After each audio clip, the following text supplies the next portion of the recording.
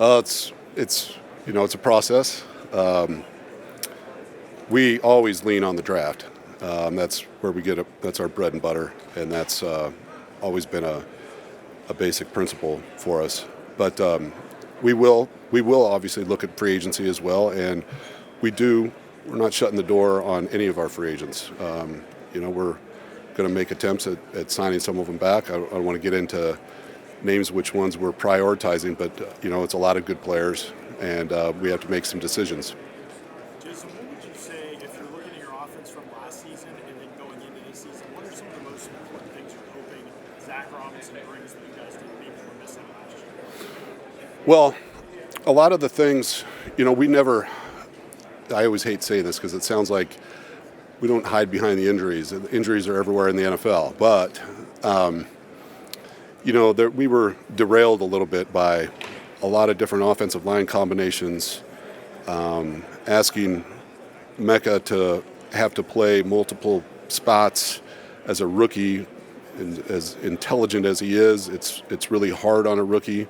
Especially when, the proverbial rookie wall hits, and he had a long season at Ohio State and a short off season, all those kinds of things, and then missing J-Mac and then the injuries to Mike and Chris. There was a lot of things, continuity, and then obviously the injury to Bucky. So the continuity that we had envisioned and hoped for wasn't there. So I would say that we're looking forward to getting back to that. We have an offensive line who we think is very, very good. It's one of our strongest rooms in the building, if not the strongest. And I think that was the key. Having that offensive line healthy and back, I think with Zach, a lot of, once again, continuity coming back with Liam's offense, I think will be beneficial for a lot of people, including Baker and everybody. We're going to get back to the interview with Jason Licht, but before that, this is why you subscribe. We got boots down the ground in the NFL Combine, so make sure you hit the subscribe button. We got coverage all week at the NFL Combine, looking at everybody who is working out, seeing what's going on, free videos all year long, draft, free agency, and more interactive, informative content from a Bucs fan for a Bucs fan. We want to hear from you. This is Chat Sports, not Reid Sports. So make sure you hit that subscribe button. And without further ado, let's get back to Jason Licht. Last couple of years, the pass rush has not been what you and Todd envisioned.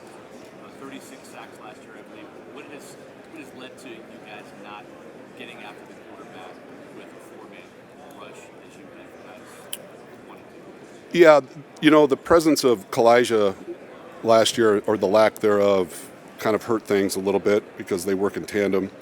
And that's just an area we own it. It hasn't been great. I mean, I think Yaya is a very good young, still ascending player. And Anthony Nelson still makes clutch plays when his number's called. But that is an area that we need, that's one of the areas that we need to focus on, whether it's free agency, draft, what have you.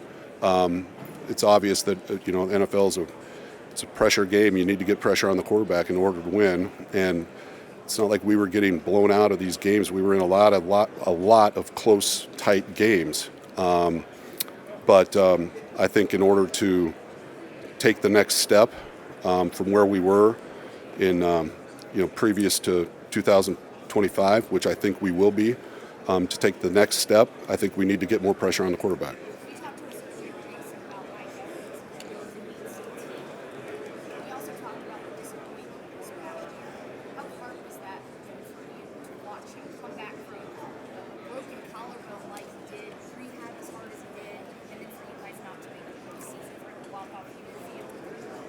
Yeah, no, that's tough. It was tough for all of us. It was tough for any of us to look at any of the players and not feel the way we felt. I mean, coaches as well, the entire organization. I mentioned before it was a painful experience to have our season slip away like that.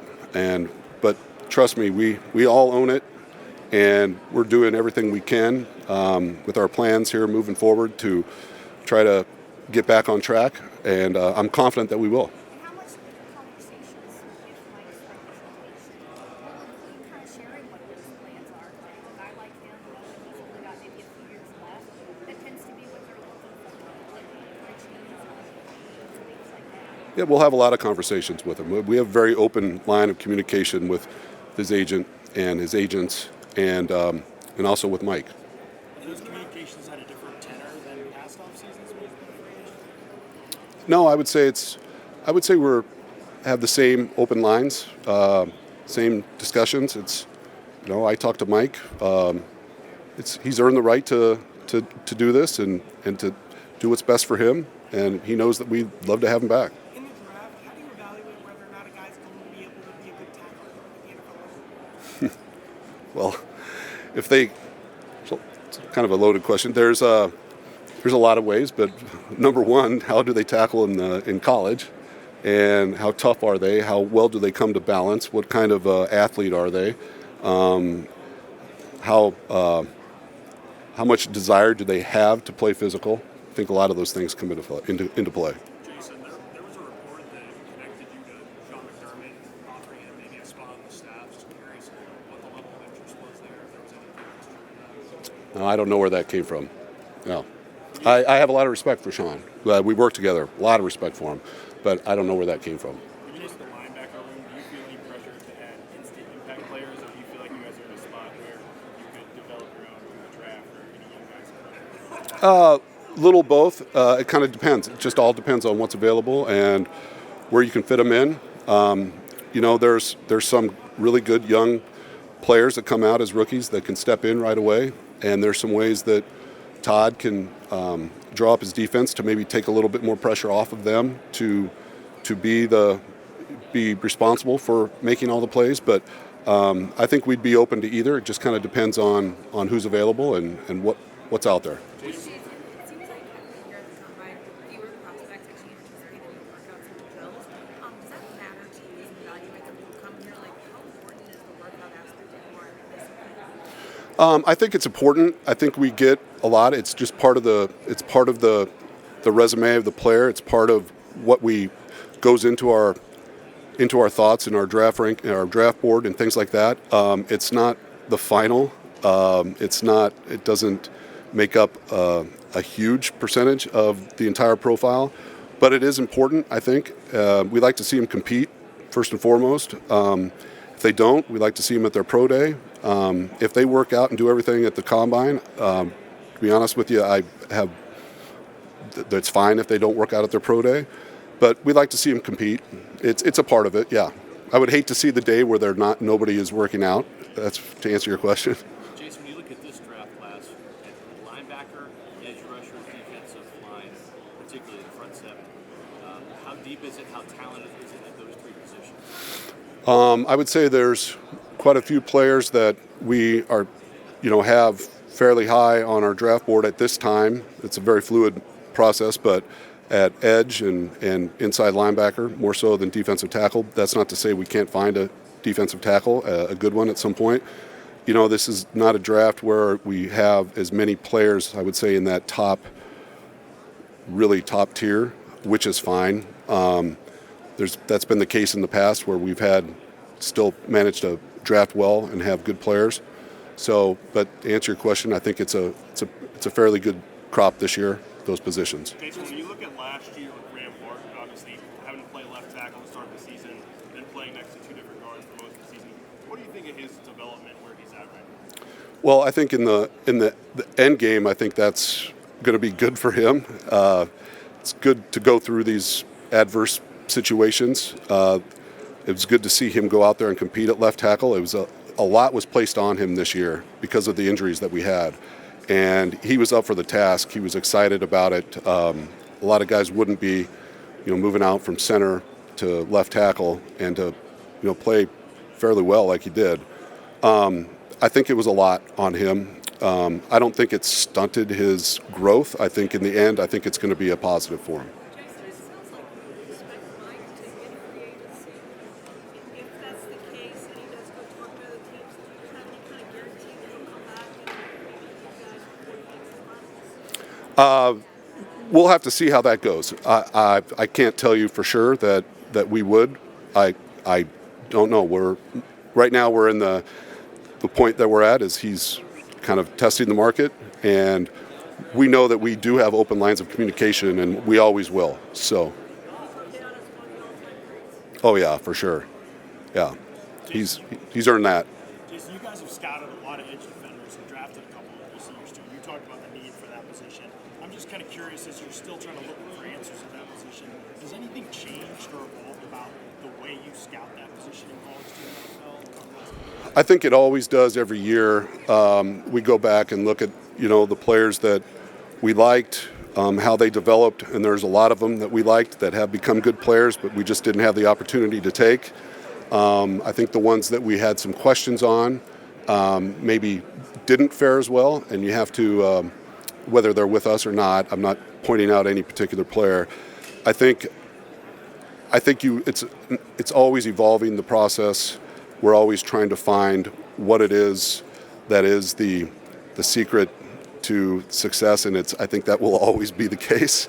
There is no secret. It isn't scientific, but yes, we always are trying to find, to look for common traits that lead to success.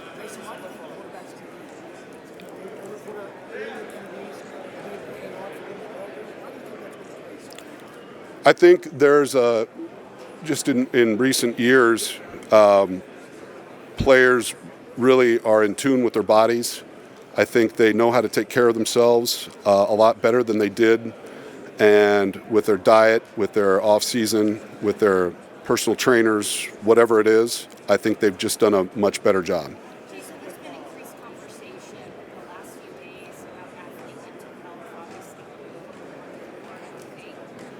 As a general manager, what kind of things are you guys even looking to add to what you're already offering players to ensure they have the support they need, not just physically, but in mental health?